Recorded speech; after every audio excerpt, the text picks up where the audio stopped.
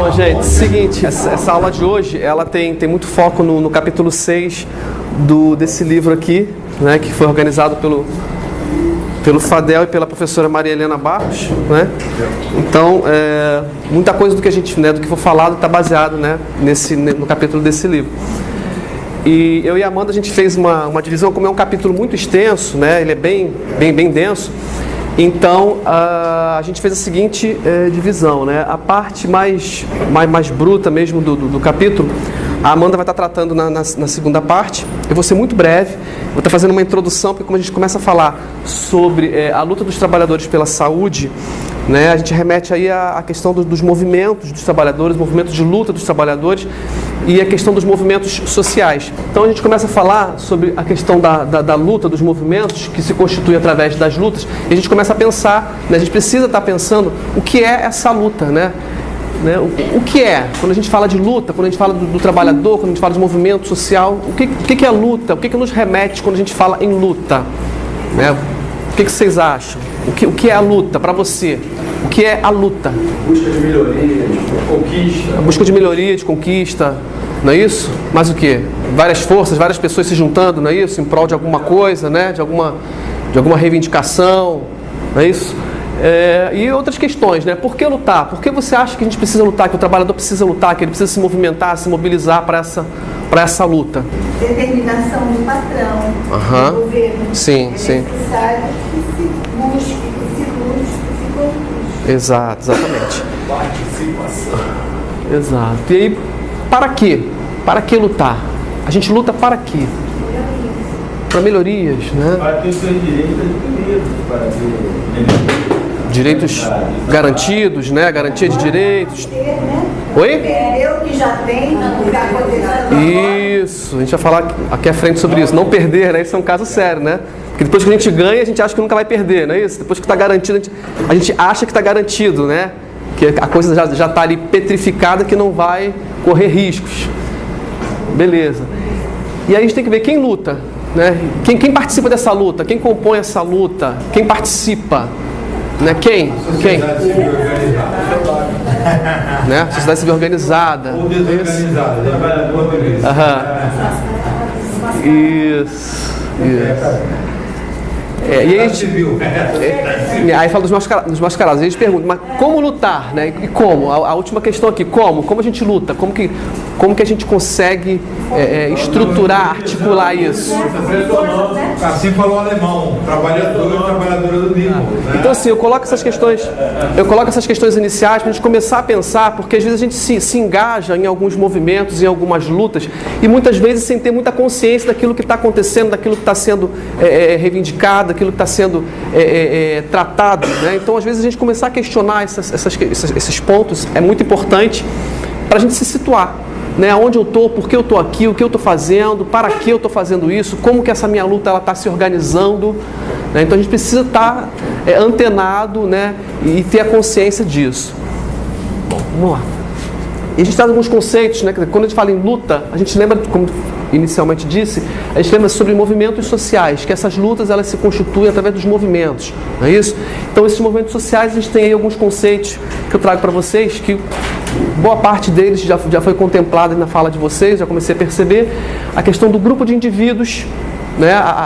O movimento social ele se constitui com um grupo de indivíduos que tem um esforço organizado para manutenção de alguns elementos sociais, tá certo? Mas será que é só para manutenção? Não somente para manutenção desses elementos sociais. Pode estar sendo adquirido Novos, exatamente. A coletividade, né? A gente conceitou também a coletividade que age em continuidade, que propõe ou resiste à mudança na sociedade ou um grupo de que é parte. Tá certo? Então, assim, essa palavra, vocês vão perceber que tem algumas palavras, mais à frente eu destaquei algumas palavras que a gente vê nesses conceitos, que elas são palavras muito chaves para a gente entender a questão do movimento social, a questão da coletividade, a questão da luta, tá certo? Isso aqui também é muito importante, a continuidade, né? A coletividade no movimento de continuidade, que a gente remete à questão daquilo que está garantido, que parece que está garantido, petrificado, mas que pode ser mexido, que pode ser, né, extraído da sociedade, do seu conjunto de direitos. Uma ação ou uma agitação concentrada, não é isso? Com um certo grau de continuidade, a palavra continuidade ela se repete, ela aparece novamente nesse outro conceito. Por grupo pleno ou vagamente organizado, né? E unido por aspirações mais ou menos concretas, tá? Que segue um plano orientado para a mudança. Esse outro conceito fala sobre coletivos, né? Nos remete de novo à questão da coletividade. Então, quando se fala em movimento social, que fica muito claro para a gente que ele se constitui, ele se mobiliza através de um coletivo, né? Porque se a gente fala em movimento, né, o movimento ele não pode se dar em torno de um único indivíduo, ele precisa se dar em torno de um coletivo, né? Organizado ou relativamente organizado, para que ele se mobilize e proponha as suas reivindicações, as suas contradições, as suas oposições, né? É nesse sentido que funciona. E aí a gente tem esse quinto conceito que fala sobre movimentos urbanos, né? Que os movimentos sociais seriam movimentos urbanos predominantemente, né? Predominantemente porque ele não se dá somente no espaço urbano, né? Mas predominantemente ele acontece nos espaços urbanos. Sistemas de práticas sociais contraditórias, né? Que subvertem a ordem estabelecida a partir de contradições, de problemáticas urbanas. Então, assim, se dá muito no âmbito das cidades, né, no âmbito urbano, mas sempre desempenhado por uma coletividade, por um grupo de indivíduos que se organizam e que se movimentam em prol de um objetivo, em prol de uma luta, em prol da defesa de um determinado direito que se entende no âmbito da sociedade, que é necessário, que é fundamental, que é importante para a manutenção da vida, para a melhoria das condições de vida. Aí aqui eu tento fazer uma junção desses diferentes conceitos que a gente colocou, tá? E assim, muitos termos se repetem nesses conceitos. E aí eu faço esse destaque em amarelo, tá? De palavras-chave que constituem esse conceito, que é a questão do grupo, né? Que são grupos de indivíduos da sociedade que por um interesse coletivo.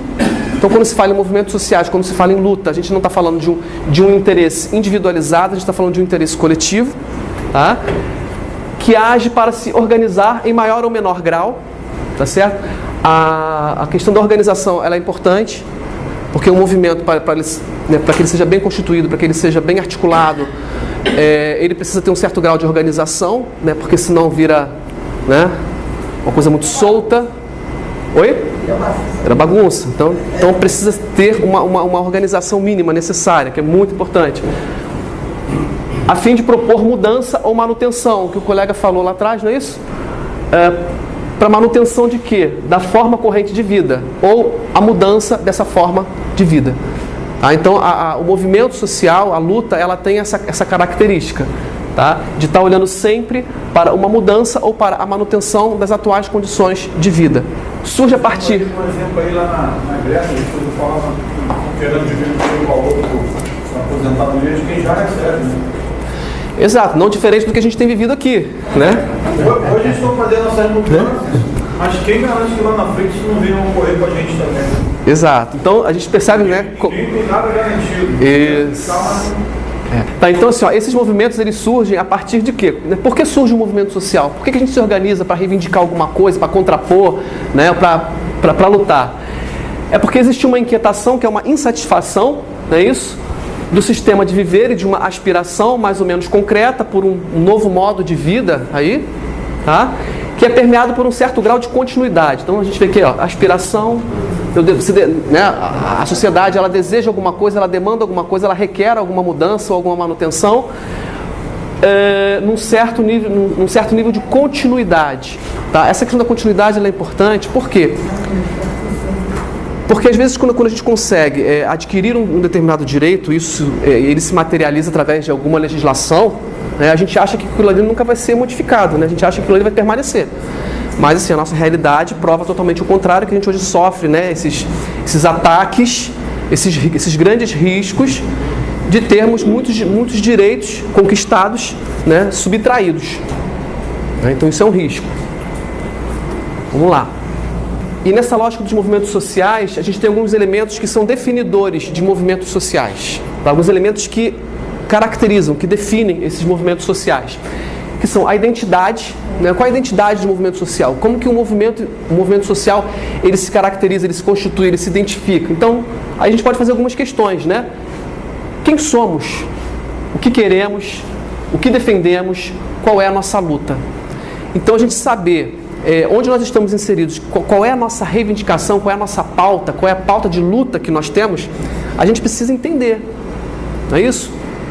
O que está sendo atacado, né? Qual é o direito que está sendo atacado, qual é a necessidade que vem da sociedade, onde nós queremos chegar, né? Estamos lutando pelo quê? Né? O que nós queremos lutar? Né? Isso tem que vir né? Essa demanda, essa inquietação, ela vem da sociedade. Tá certo? Das nossas condições de vida, da nossa forma de vida. A oposição, né, dentro do movimento social, que é se colocar contra algum elemento social que se julga impróprio ou ruim para a sociedade.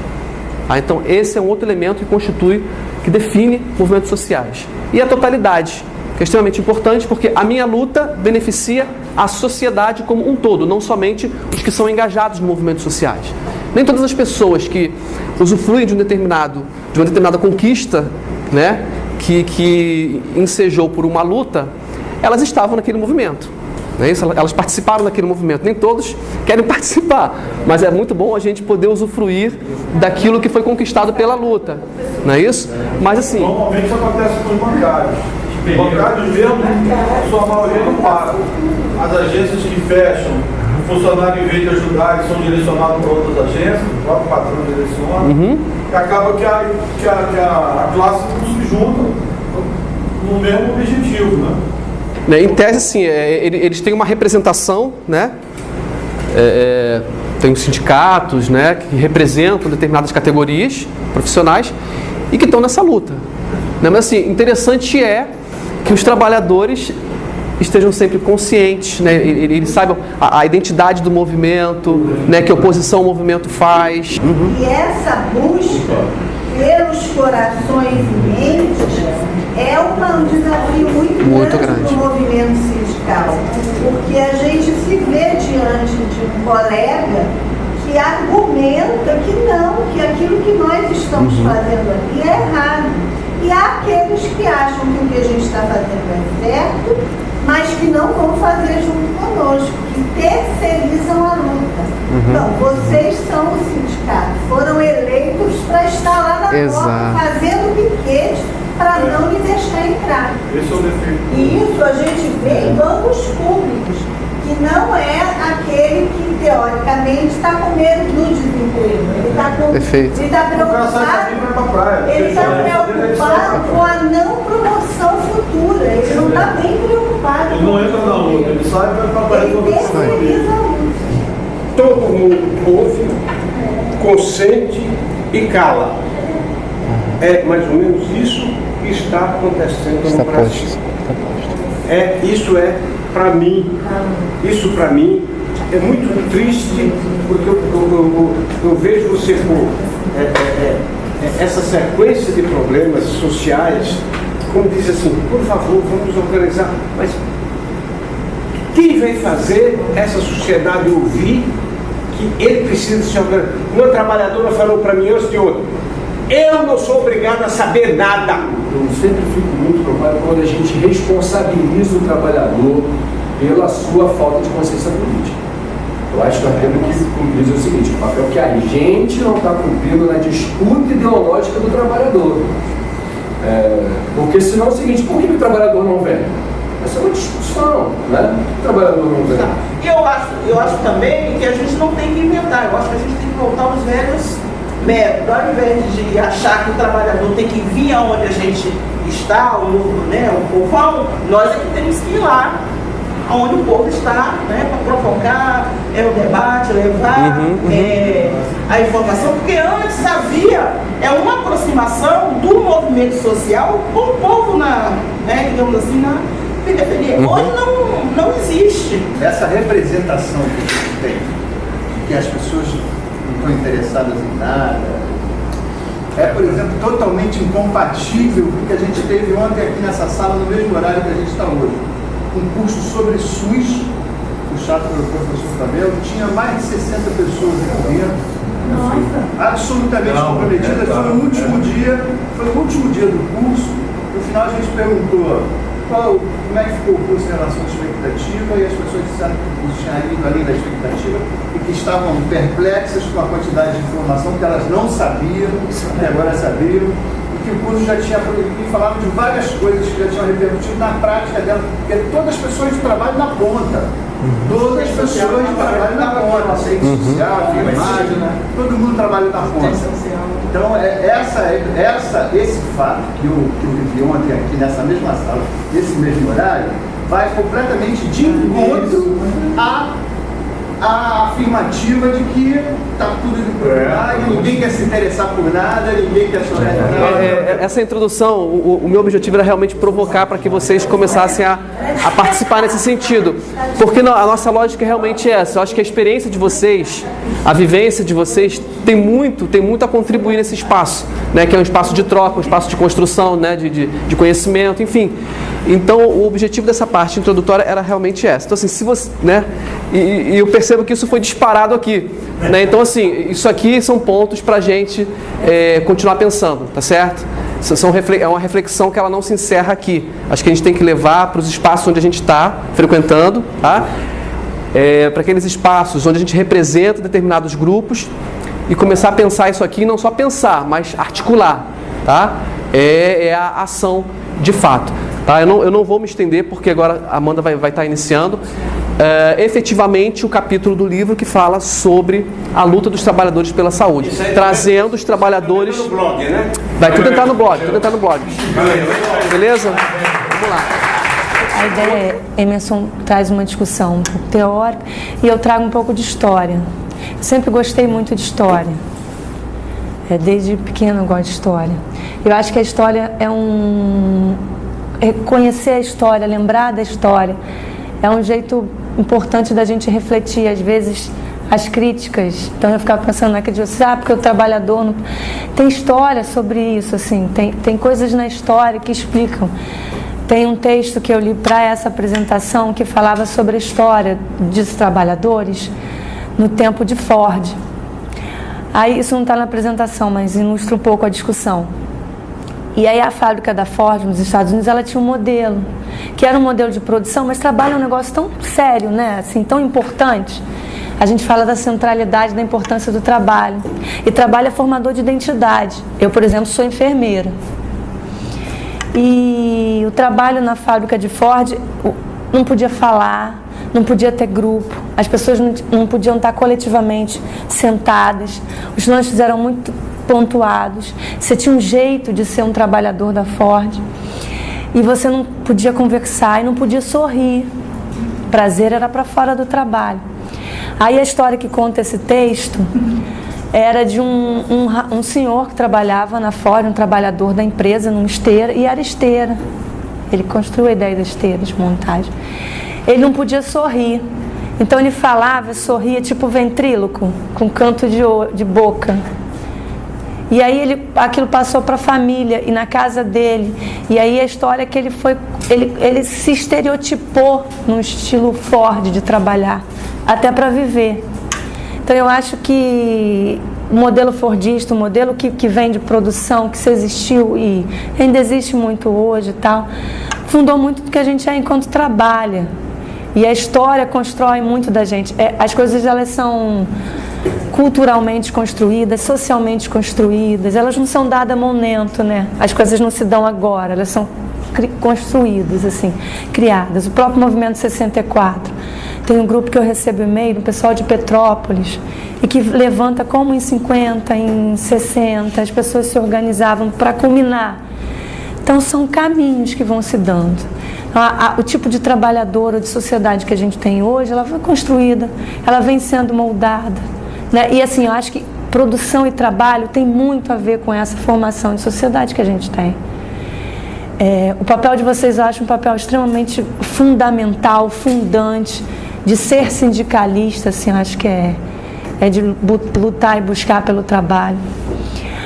200 mil pessoas em Brasília, eu acho o máximo, muito bacana. Mas sei lá, quantas temos aqui? Eu também acho o máximo e bacana. Porque, às vezes, a gente sempre pensa muito no macro, nas mudanças muito estruturais e tal. Marx falava muito disso, as leituras. Mas, às vezes, cotidianamente, o nosso exercício de sindicato, eu não sei de qual que vocês são, de saúde de Osasco. Todos os profissionais de enfermagem. Eu sou enfermeira. Então, assim, a gente participou muito perto do trabalho do CEP, no Rio. Então, assim, há trabalhos que dentro do sindicato são construídos. O CEP do Rio construiu uma secretaria de saúde, que é incomum de se ver, né? Dentro da estrutura sindical, uma secretaria de saúde, com uma pessoa que defendia e falava. CEP é Sindicato Estadual dos Profissionais de Educação, é unificado. Profissionais de educação é merendeira, é servente, todo mundo educa, né? E professores, CEP, CEPE. E, assim, são lutas. As lutas cotidianas são de grande importância, as idas para lá são de grande importância. O meu sindicato, que é de profissionais de professores, o EDUF, a ADUF faz é uma associação de docentes, faz trabalhos muito interessantes dentro de Niterói. Hoje a gente está trabalhando com dentro da estrutura lá da ADUF, uma caderneta de saúde, para pensar e a gente poder pontuar as questões de saúde. Tipo modelo operário, uma proposta disso dentro desse nicho sindical.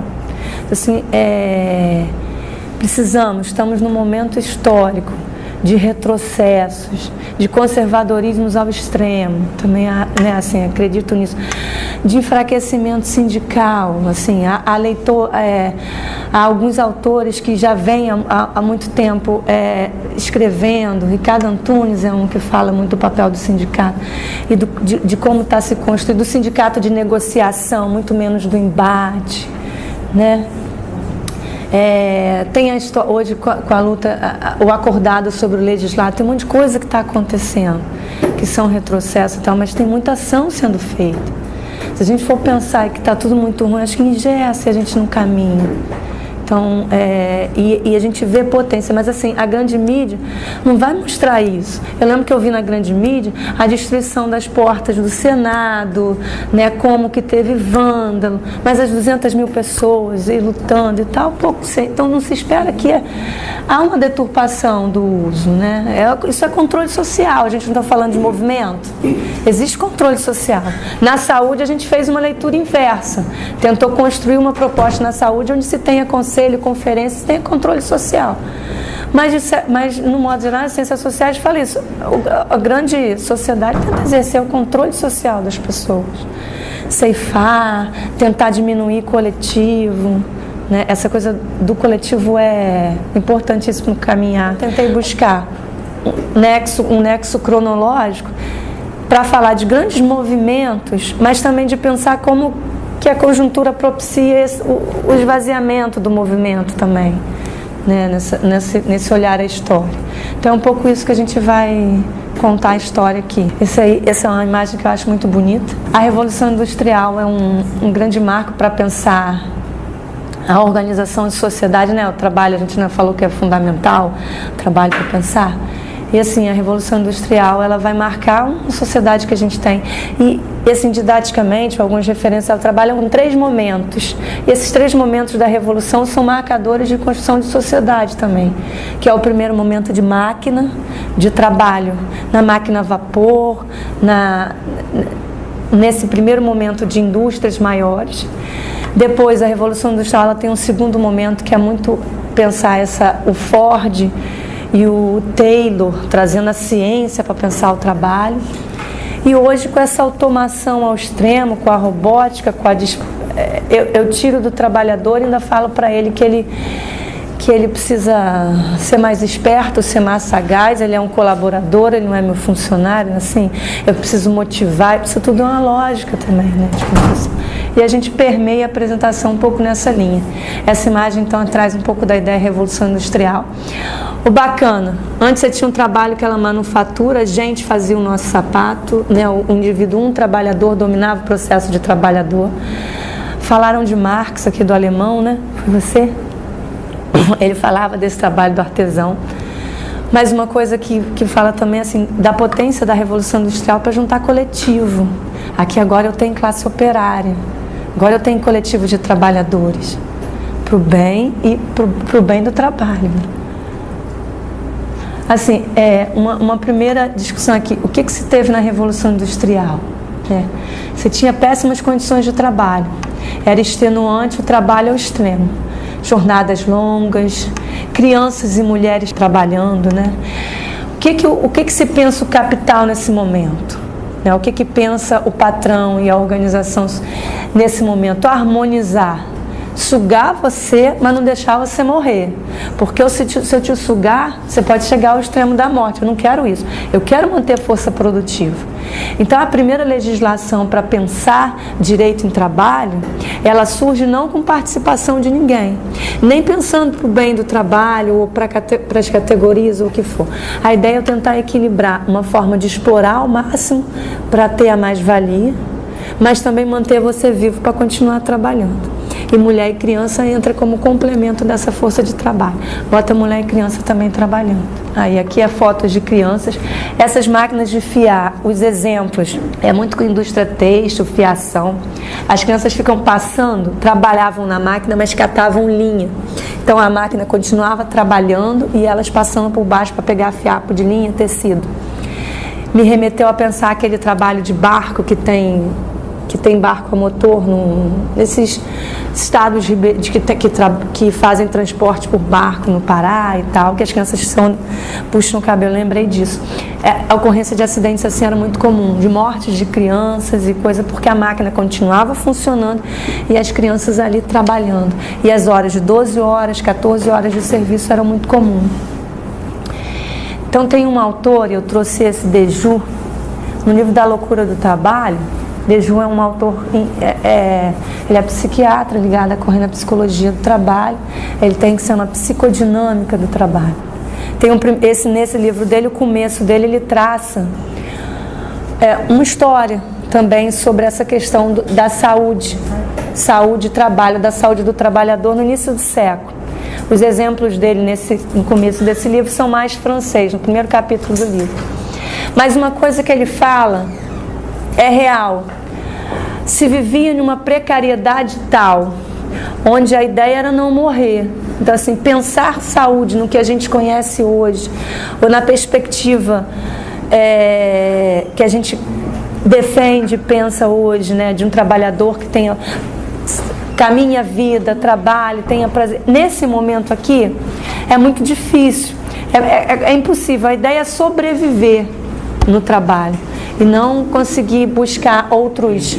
Por isso eu acho que quando a gente vai pegar a história da saúde, o que a luta dos trabalhadores na questão saúde, nas origens do sindicato, não se remete muito a pensar mesmo prevenção ou promoção da saúde no trabalho, que em suas origens era sobreviver, conseguir subsistir, conseguir viver sem morrer, né? E aí se constrói, se consolida as origens do movimento sindical, as origens desse movimento nessa lógica de vida, que a precariedade era enorme, a precarização era o extremo.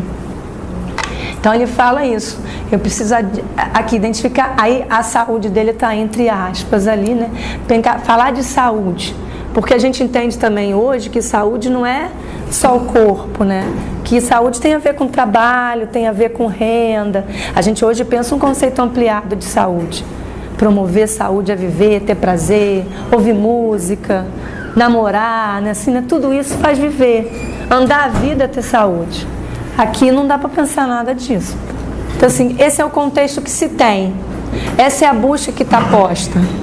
Os movimentos, então, de origem, aí eu vou trazer alguns exemplos de movimentos internacionais de luta de trabalho, vão nessa linha.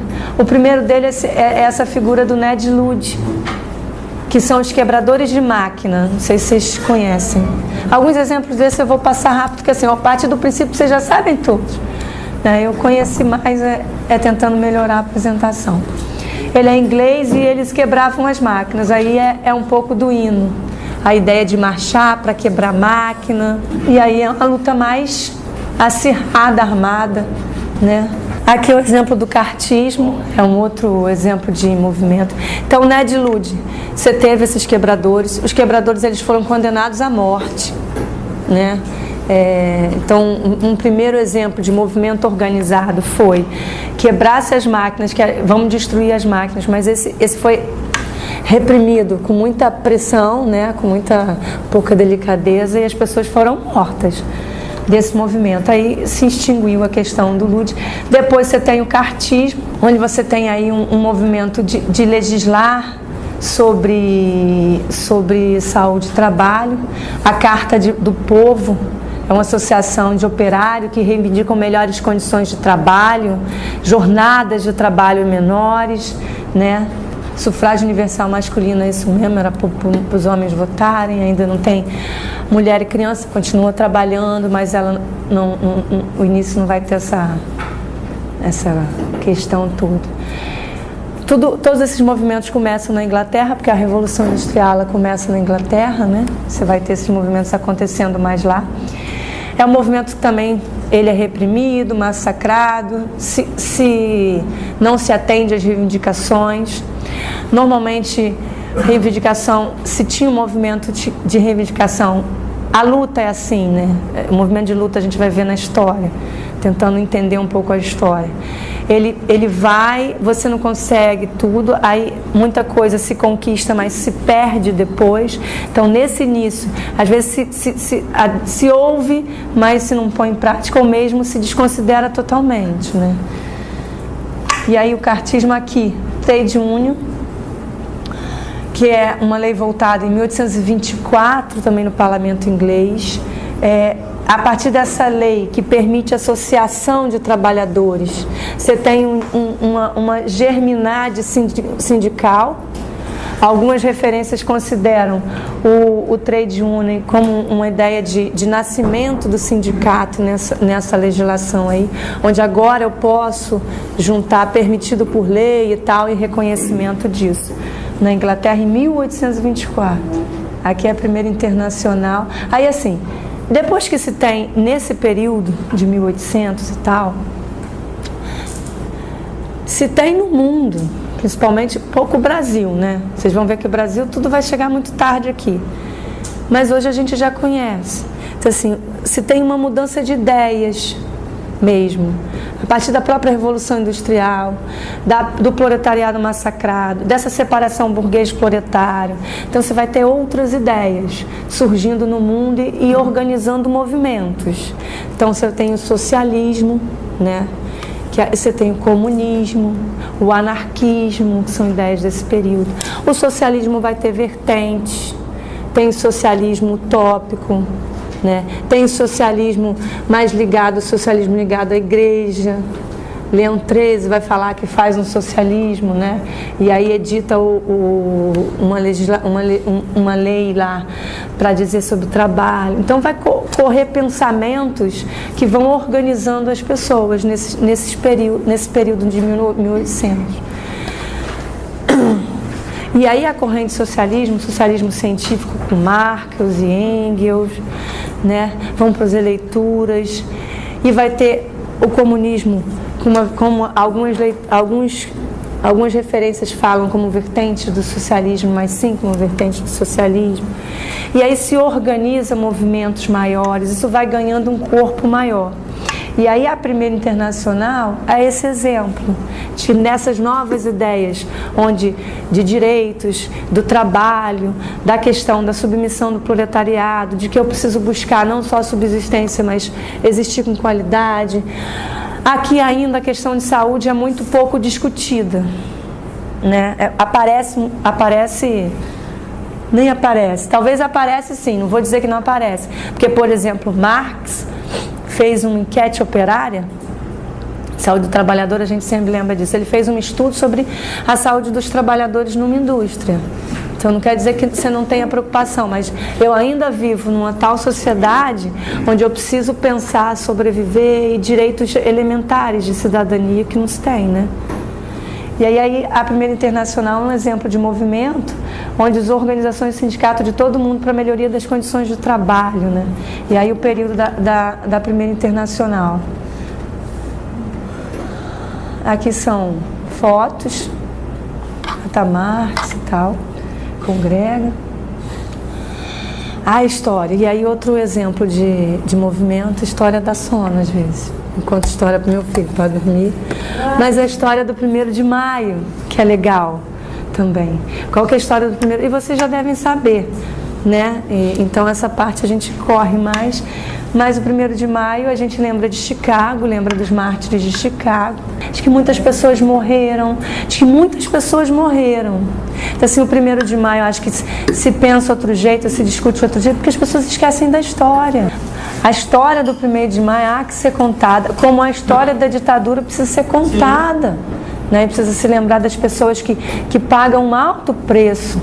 O próprio trabalho sindical, eu acho que vocês pagam muitas vezes um preço alto de um trabalho que é importante, que é vital e tal, mas muitos vocês estão deixando de estar com a família para estar aqui. Isso é questão de saúde também, então há que se cuidar. Mas ao estar aqui, vocês estão tentando ampliar um pouco o diálogo, ampliar a discussão para tentar ir para os seus pares e multiplicar isso. Os mártires de Chicago, o monumento que se tem, né, e as pessoas aí que pagam um alto preço. Essa é a questão do 8 de março, né, um outro exemplo que eu trouxe. O 8 de março é uma data de relevância. Só que assim, não há uma concordância com essa data. O que eu achei da data, que eu achei muito, muito interessante de porquê da data, é que o que se teve, quando se comemorava no início do século, na Revolução Russa, antes da Revolução Russa, o Partido Comunista, a corrente feminista do Partido Comunista, comemorava o Dia da Mulher na última semana de fevereiro. Eu peguei uma lista num artigo de vários motivos, mas esse dinamismo da mulher, esse protagonismo da mulher para a construção, ele nunca não é lembrado, não é de domínio público. De domínio público você tem, e aí a própria ONU, não. E aí não tem visibilidade porque você tem todo um contexto que não quer que tenha. Como que em plena Guerra Fria eu vou fomentar um Dia Internacional da Mulher onde eu estou falando de Revolução Russa, né? Então, mas essa é uma associação que você tem que seria mais fidedigna de fundamental para o João. É uma data de relevância, sempre associada, e aí associada à ideia da mulher trabalhadora. Mas a mulher trabalhadora, essa é a história que se tem corrente, né, que da própria, quando se estabeleceu internacionalmente o Dia Nacional da Mulher, década de 70, dia 8 de março, se traz esse discurso, essa fala, então é o que se conhece, que você teve uma greve, você teve esse movimento em 1857, isso foi em Nova York, e que as mulheres reivindicando diminuição de jornada de trabalho, equiparação salarial aos homens. Quando eu leio, me angustia, porque assim, equiparação salarial aos homens, né? Tipo assim, tanto por isso agora. Ok, elas não chegavam a 1/3 do salário masculino. Sem querer te cortar. Não, me cortando, por favor. Então, até às vezes a gente que está no movimento, na luta, acaba não... mas por isso que a gente está aqui. Né, esse momento histórico, né? E acho legal como você traz, porque... Essa formação, o que a gente chama de comunidade ampliada de pesquisa, não sei se você já colocaram, é muito nessa lógica. Assim, tem história, meu trabalho é buscar história, construir, então eu preciso investigar, ler, e aí a gente agora discute, e o que vocês têm de saberes a gente vai construindo, e aí você está falando só. Mas assim, a gente vai dialogando, e se o sindicato mudou e vai bota isso, discute, não vai dar uma flor, mas vamos falar luta de mulheres, essa questão da equiparação salarial, questão de gênero é real, né? E aí assim, dentro desse movimento, dessa greve, especificamente a de 1857, que é lembrada na data de 8 de março, 129 mulheres morreram dentro da fábrica por conta desse movimento, que foi intensamente reprimido e você teve morte. Então, 1º de maio tem luta, tem luto. 8 de março tem luta, tem luto. Então, tem muita luta, muito luto, mas não dá para parar de lutar. E a gente vai vendo que tem ganhos na luta também. E assim, como a saúde é uma coisa que é a alcançar, assim, sempre, Então, o que acontece? Eu vou começar a buscar subsistir e existir. À medida que eu consigo isso, eu vou buscando outras bandeiras de luta, né? A gente tem, dentro da organização da fábrica, o médico de fábrica. Ele é de 1830. Então, por que eu botei nessa sequência? Eu mudei a sequência. Porque eu preferi botar... Olha como é deslocada o que se pensa saúde e o que se coloca para cuidar da saúde, né? Saúde, nesse sentido aqui, da origem da medicina de fábrica, é para manter o trabalhador trabalhando, então evitando doença, né? Evitando o excessivo desgaste, associado com a ideia do direito trabalhista que vem para equilibrar, harmonizar, aqui também para harmonizar. O médico de fábrica, e essa é a redação, eu tirei de um texto que é bem interessante, da Medicina do Trabalho, a Saúde do Trabalhador. Ele é um clássico na composição do campo da saúde do trabalhador, mas ainda é o que a gente tem de referência, né? Mais interessante para contextualizar isso. Ele fala que o papel do médico de fábrica, ele era uma pessoa do patrão. Então, não é uma pessoa programa, é uma pessoa do patrão, do proprietário, que falar de saúde, pensar saúde é uma questão médica. Quem vai cuidar é o médico e é de responsabilidade do médico. Qualquer problema é com o médico, né? Então, diferente do que você pensa que seja produzir saúde, mas isso aí é questão médica, é para medicar, é para pensar o corpo e equilibrar aí o desgaste, o sugar o operário, mas para que ele se mantenha. Ok? Isso se dá, quem é o dono, quem detém esse negócio é eminentemente o médico de fábrica. Diferente do que se constrói hoje na saúde do trabalhador, onde a gente tem papel fundamental, protagonismo dos sujeitos que trabalham, aqui você não tem isso não. Isso é uma questão, é técnica, é da ciência médica, isso não tem nada a ver com quem trabalha. Você vai lá e vai cuidar. É de 1830. Tem uma fala, Henry Ford é um dos autores, que ele fala que o setor da fábrica que mais dava lucro a ele era a medicina do trabalho, era o médico do trabalho.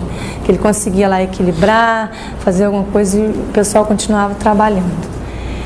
Passar rapidinho, que eu não sei nem que horas são, mas aqui é um pouco assim, o que eu tenho? Eu tenho aquele tipo de luta vinculada à sociedade que a gente está falando, né? Aquele trabalhador que está na subsistência, que está na fábrica, no tear e tal. As lutas vão se organizando, tem as correntes socialistas que caminham para uma luta, tem o anarquismo que vai ter uma outra corrente de luta, né? Os trabalhadores vão se organizando e tal. E aí aqui é um outro momento do processo de trabalho, que aí quando a gente fala processo de trabalho, o processo de trabalho não muda só no jeito de trabalhar lá, ou no jeito da gente trabalhar, mas é no jeito de viver. Gramsci fala, eu não sei se eu coloco uma fala de Gramsci, que Ford e Taylor, esse jeito fordista, jeito americano de ser, ultrapassa o próprio processo de trabalho e perpetua um jeito de viver das pessoas, né? E aqui fala disso, ali é um exemplo de Taylor e Ford, mas que eles vão parcelar o trabalho, dividir o trabalho, onde o trabalhador cada vez menos perde a sua criatividade, a sua autonomia. Então, se eu tenho que saber, aqui tem as imagens que eu acho que ilustra bem.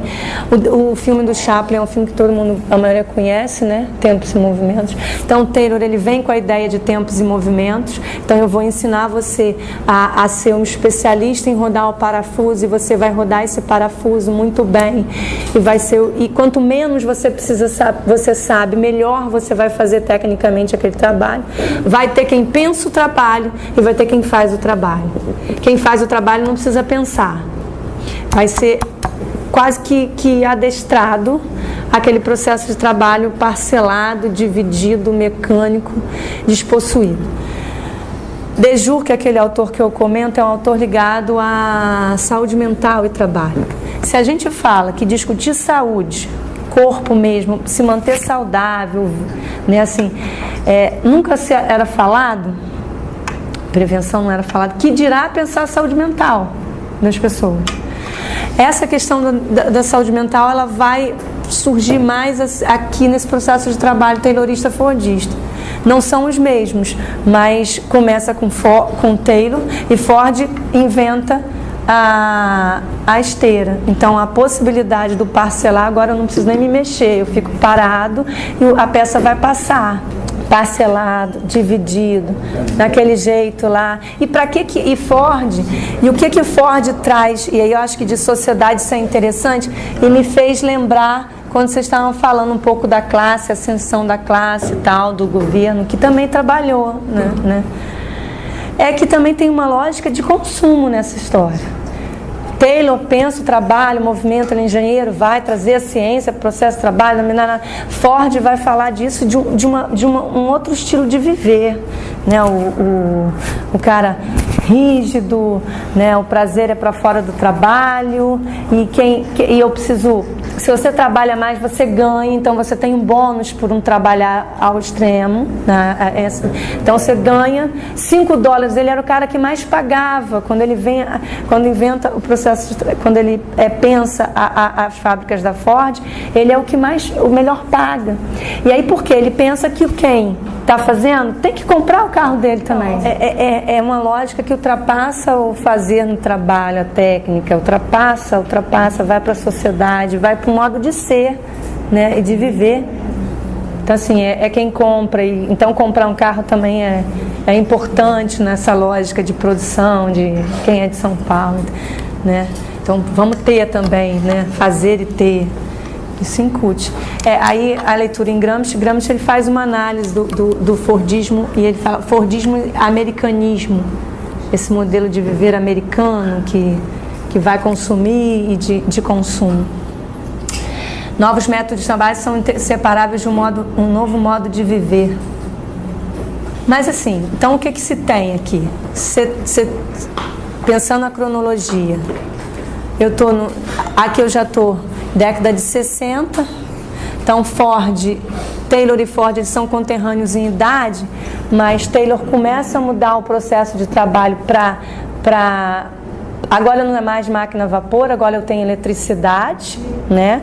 Então eu mudo a história ali no início de 1900, ela está diferente no mundo.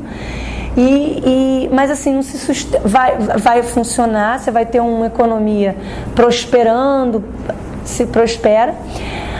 Na Europa, esse modelo ele não entra com tanto vigor quanto entra o modelo americano na América.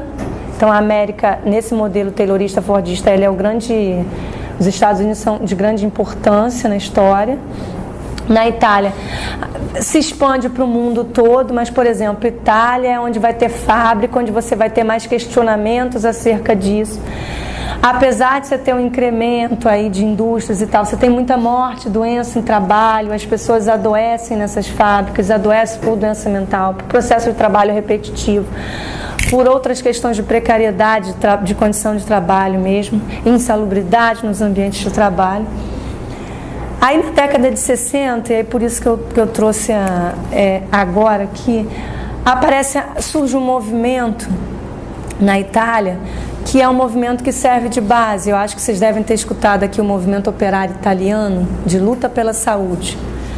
É um primeiro movimento de luta de trabalhadores, onde a saúde entra como agenda de luta, assim, como ponto. E sindicalistas, trabalhadores, pessoas que estudam, pessoas ligadas a estudantes de universidades, de escolas, cientistas, técnicos. Então é um grupo de pessoas técnicas, de trabalhadores e sindicalistas que se organizam em volta de uma luta pela saúde, nesse movimento italiano. O movimento italiano ele é bacana. Ele é um movimento que repercutiu mundialmente, assim, conhecido mundialmente, movimento operário italiano. No Brasil, o pessoal da reforma sanitária conhece o pessoal do MOI, veio profissionais de lá para cá. A própria construção do SUS, ela vem muito a partir da leitura do movimento operário. O movimento operário, ele legisla no Brasil, a legislação de mapa de risco vem do pessoal do movimento operário, do ganho desse movimento.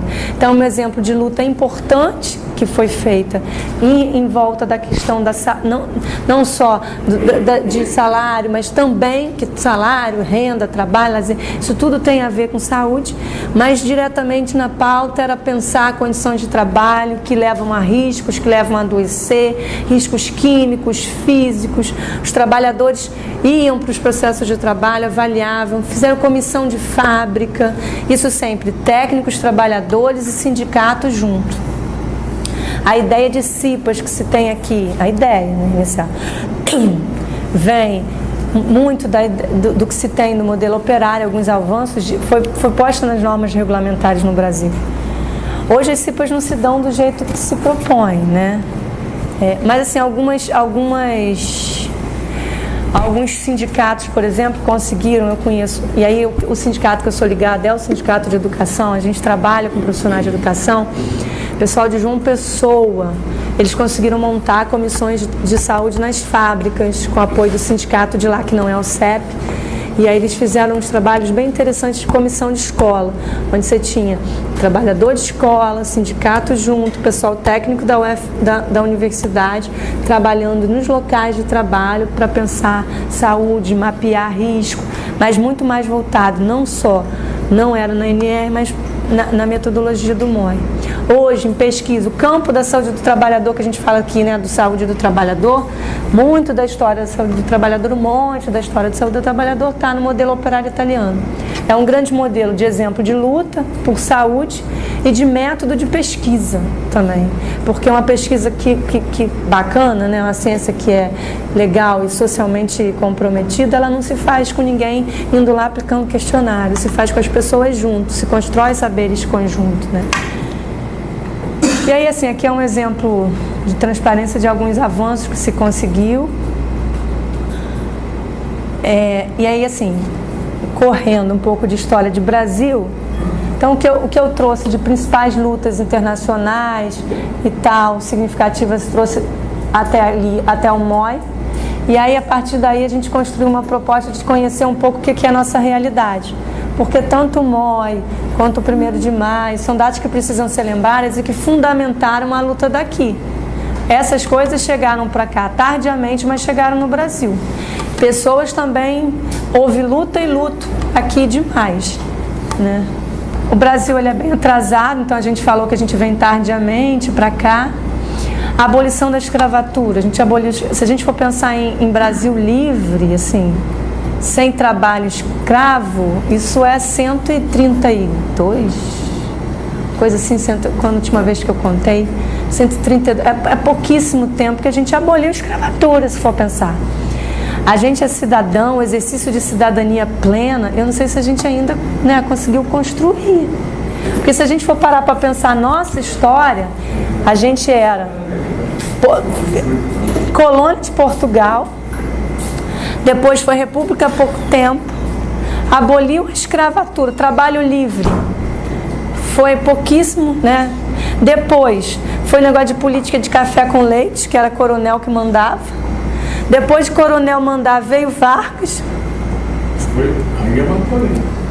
Mas não, a gente está falando de cidadania plena, exercício de cidadania plena, onde você pode ter seu direito social, seu direito político, seu direito, né, seu direito civil, político e social pleno, exercício livre de diálogo, e tudo isso. Pensar a cidadania plena para o Brasil, eu não sei se até hoje, né? Então, assim, mas pensando a história, está muito longe disso. Então não há que se ter, não há polêmica em dizer que na nossa história a possibilidade de ser cidadão brasileiro foi ínfima, né? Que a gente era escravo, depois de ser escravo a gente foi coronelismo, café com leite, depois veio Vargas, ficou um pouquinho com JK e tal, e aí é progressista, né? Vamos pensar, aí vão virar candango de Brasília. Então, assim, Brasil, isso aqui é a greve de 17, aí aqui... Lá no Cambuci? Ela foi em São Paulo, pelo Comitê de Defesa Proletária, ela é de São Paulo. Sim, no Cambuci. Isso. Aí morreu, teve morte e tal, então, 1917... Alguns avanços, algumas conquistas que depois retrocederam. Aqui tocava o hino internacional. Movimento operário no Brasil. Você tinha a exploração do trabalho. Muito do movimento operário no Brasil eram os imigrantes, que foi a grande força de trabalho. O trabalho escravo voltou para a lavoura, né? O predomínio era de ideologia anarquista dos imigrantes que vieram. Então você tinha uma corrente mais anarquista aqui, que ela a formação de sindicatos organizam greves e tal, mas essa corrente anarquista daqui ela perde força. Depois ela começa a perder força no Brasil. O principal instrumento de luta operária foi o Partido Comunista, que tenta organizar, mas aí começa a virar a ideia de a repressão vem muito forte e começa a encarar isso como caso de polícia, organização sindical. O partido entra na clandestinidade. E outra forma de minar o movimento é o Sindicato Amarelo, que é o Sindicato Católico, se organiza outras correntes sindicais que não são ligadas ao movimento anarquista, ao movimento do Partido Comunista, ao movimento mais de luta, né, mais crítico. E Sindicato Amarelos Católicos, sindicatos que aí minam o movimento, organizam. Então, assim, de 1917 a 1930 a gente tem essa conjuntura aí. Se sindicaliza, forte o anarquismo, mas tem repressão policial, isso vira a ideia de sindicato no Brasil, vira caso de polícia. Eles minam o movimento com repressão católica. Aqui é Getúlio. Então, assim, curto período de tempo, abolição, imigrante, pá, né, num período curto de tempo na história do Brasil. Vem Getúlio Vargas. Getúlio Vargas, ele falando pela rádio A Nação Brasileira, o presidente Getúlio fala das razões das medidas tomadas pelo governo. Dissolvido o Congresso, os governadores de Pernambuco renunciam, né, do golpe aí do governo provisório em 30 a 34, governo constitucionalista de 34 a 37, Estado Novo. Em plena governo aí revolucionário de dissolução de Congresso, ele cria o Ministério do Trabalho, é criado em Vargas em 1930, né? Então, você falou de Vargas, a controvérsia, Vargas, não sei o que. Vai ter gente agora que está olhando Vargas com bons olhos, né? De 30 a 45, ele foi ditador nesse período todo. Um governo centralizador, autoritário. Ele tem um governo centralizador, ele tem a ditadura, ele só vai ser efetivamente eleito, pensando na democracia, não, outro mandato. E tanto que ele é eleito. Tem uma lei sindical, né, período de Getúlio. Getúlio aqui, em pleno regime ditatorial de Estado Novo, inaugura a Justiça do Trabalho, em 1º de maio, né, 1941. E ele, em 43, traz a consolidação da Lei do Trabalho, a CLT. A CLT, aí está falando da CLT, que é a principal norma legislativa trabalhista, né, referente ao trabalho. Aí é o negócio da Carta del Lavoro, a referência que eu achei é dela. Getúlio, ele fez toda essa ação populista e tal, de controle, ele era o centralizador, as políticas dele pensavam nisso. Aí ele vem, candidato, em 50, ele é eleito, né? História. E aí, Getúlio, então, retorna eleito e tal. Você tem todas essas legislações, organização sindical dentro dessas grandes lutas, grandes... Aparecendo, você não tem muito, você tem um governo mais ditatorial nesse período. E no mundo, o Brasil vive a Guerra Fria. Aqui a gente teve Dutra, como depois de saída de Getúlio ditadura, veio Vargas eleito, Kubitschek e João Goulart. Eu tracei os presidentes até 64, e aí fui ver o que tinha nesses momentos aí, de movimento de luta. Porque quando você vai buscar, eu não encontrei. Eu confesso que não é a minha área de estudo aprofundado, então eu não tenho uma leitura profunda disso tudo, né? Dessa questão da organização. O que a gente pensa, o que eu estou fazendo no meu doutorado é um outro trabalho. Mas eu fui dar uma olhada o que você tinha de grandes, assim, de destaque no movimento de luta. O que eu achei muito interessante é a organização dos trabalhadores na construção de Brasília. A América Latina, você teve a Guerra Fria. Os Estados Unidos foi quem grande apoiou aqui a América Latina nesse período da Guerra Fria. Então, a Rússia, os comunistas, esse bloco não ganha força para a gente aqui.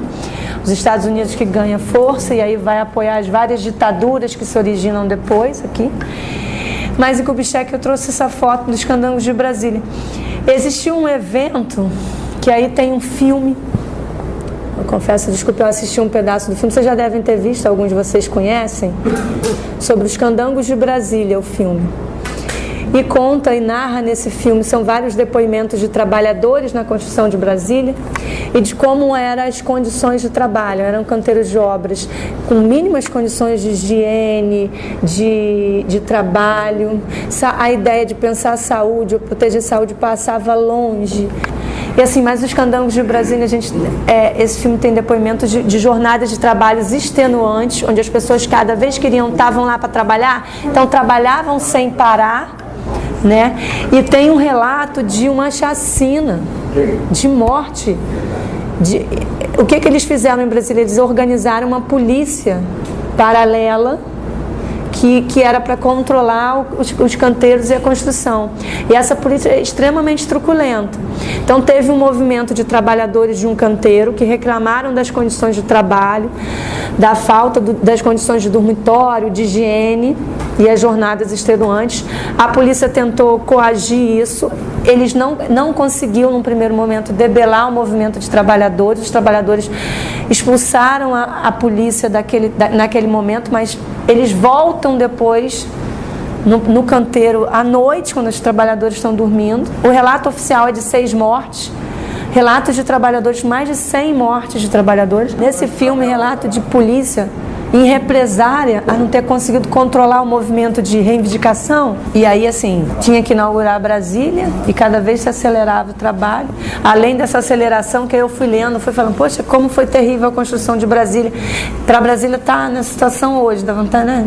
Podia construir quanto sangue, suor e lágrima está posto lá de gente que trabalha. E depois ainda tem a história de um massacre, né? E pouco se conta essa história. Aqui, a gente entra em 64, foi o período de silêncio dos movimentos, a gente tem pouca discussão de luta no início da ditadura, né? Mortes, lutos, um monte, mas lutas expressas não. Mas o movimento que se começa a se fazer, principalmente na década de final de 60, início de 70, é o movimento da reforma sanitária no Brasil, que eu trouxe aqui, que é o movimento que vai começar a ser construído aqui no Brasil para a construção do SUS, mas para isso tudo de construção da saúde no Brasil. Foi um movimento de trabalhadores, de movimentos sociais. São Paulo teve um nicho bacana de pessoas, de movimentos de bairro, para as ações de saúde, para a busca de unidades de saúde, o movimento, o Encontro Popular de Saúde que se deu, falava do direito à saúde. E aí, dentro da ideia da reforma sanitária brasileira, também a construção do campo da saúde coletiva e da saúde do trabalhador, né? Na América Latina e no Brasil, no bojo dessas grandes lutas que a gente teve aí no final de 70. Esse aqui é o conceito de saúde da 8ª.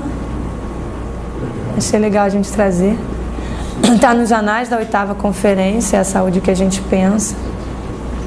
Transporte, emprego, forma de organização social e de produção dos quais podem gerar grande desigualdade em vez de vida. Aí é um pouco um texto teórico, né? Um textinho sobre a construção do campo da saúde do trabalhador, que se diferencia da saúde da medicina do trabalho, da saúde ocupacional, porque pensa um outro conceito de saúde. E mais do que isso, eu acho que um preceito importantíssimo da área da saúde do trabalhador, do campo da saúde do trabalhador para alguns autores, da área para outros, mas do campo da saúde do trabalhador, é o protagonismo das pessoas que trabalham. Não há como se fazer saúde do trabalhador ou pensar a saúde do trabalhador sem as pessoas que trabalham. Então, assim, o papel do sindicato na construção de buscas por saúde nos locais de trabalho, ninguém consegue. Você pode estudar, pode ler profundamente, pode fazer mestrado, doutorado, mas ninguém conhece o trabalho do que a pessoa que trabalha. A gente nunca vai conseguir chegar na ideia do que é atividade de trabalho e do que se tem nesse trabalho.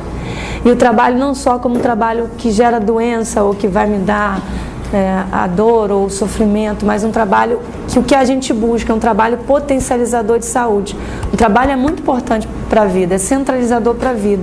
Então, um trabalho que adoece é muito sério, né? O campo da saúde do trabalhador, ele fala disso, fala da importância do trabalhador se manter bem, trabalhando, feliz, cheio de saúde, caminhando a vida.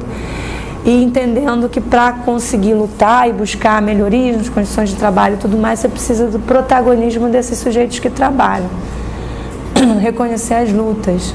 Aqui, a ideia de luta. Eu trouxe uns exemplos de lutas mais atuais, assim, dos movimentos mais hoje. Então, existem movimentos de luta de trabalhadores contra, e aí aqui são as fotos, pessoal, para a Ler Dort, que conseguiu legislação e tudo mais, já é uma luta de trabalhadores, né? Benzeno, amianto, ali está empurrando uma telha, não sei se vocês estão vendo a boca do sujeito, né? Ok? E aí são algumas questões que o pessoal conseguiu alguns avanços referente à legislação, à associação, a cuidados com saúde, né? Anexo, junto à perícia, a questão do nexo causal, do processo de trabalho, adoecimento. Então a gente tem se caminha, tem conseguido questões, né? Frente a hoje, se consegue avanços e tal, mas hoje a gente se vê um processo de trabalho robotizado, que onde a gente não é o cara, o trabalhador não é o que aperta o parafuso muito bem, mas é o que tem que apertar o parafuso, conhecer computação, tá fera na informática, dar conta do contexto de vida, tá na luta sindical, né? Tá tudo isso. Essa sociedade aí que vem da Toyota, da acumulação flexível, é a sociedade que a gente vive hoje, né? Sociedade e processo de trabalho que a gente vive hoje. Então não dá para sair dela. Aí assim, esse material é um pouco das características do que repercute. E achei que tinha tudo a ver com a gente pensar o que se põe de luta, assim. Então assim, lutar, tem a questão da reforma trabalhista, da reforma previdenciária, da lei da terceirização. Mas isso está atrelado a um outro modo de produção que já vem, a um outro modo de pensar a sociedade, e que são lutas constantes. E assim, vai ter fala, às vezes, de pessoas que vão achar que é bom, trabalhadores, é legal a terceirização, porque aí eu trabalhar, eu tenho emprego, compra esse discurso, né? Aqui, baixo nível de sindicalização, enfraquecimento do sindicato em defesa dos direitos trabalhistas. Isso é social. Aí é o que a gente tem posto, né? Isso aí são fotos de semana passada, então a luta continua. Ali a repressão, né? A gente tem uma lei de terceirização já aprovada, sancionada, com númerozinho. Tem a reforma trabalhista aprovada na Câmara de Deputados, está tramitando no Senado, essa semana não conseguiu. E a previdenciária, que, segundo fala de Maia, eu peguei um jornal de ontem, Rodrigo Maia falando esse Maia aí. A reforma previdenciária entrará na pauta nas próximas semanas. O que a gente está falando é que, como a gente vê, isso é socialmente, culturalmente, isso não é agora que a sociedade está se negando a olhar. Isso vem sendo um modo de viver e um modo de produzir que vem moldando esse jeito também de se abstrair de outras coisas. Há uma geração que é extremamente, aí volta a ideia o que é o telefone, que se aliena um pouquinho nesse aparelho, que usa isso para fazer um movimento bacana e se mostrar. Quando a universidade mudou nas quase 2 últimas décadas, quando ela se torna mais aberta, ela mudou de cor. Política de cotas. Então a gente tem, na verdade, a entrada de estudantes que, né, antes não estariam dentro da universidade. Então, assim, o último slide é esse, depois é a referência, mas é da questão do sindicato, é isso. Muito bem, mas vamos caminhar.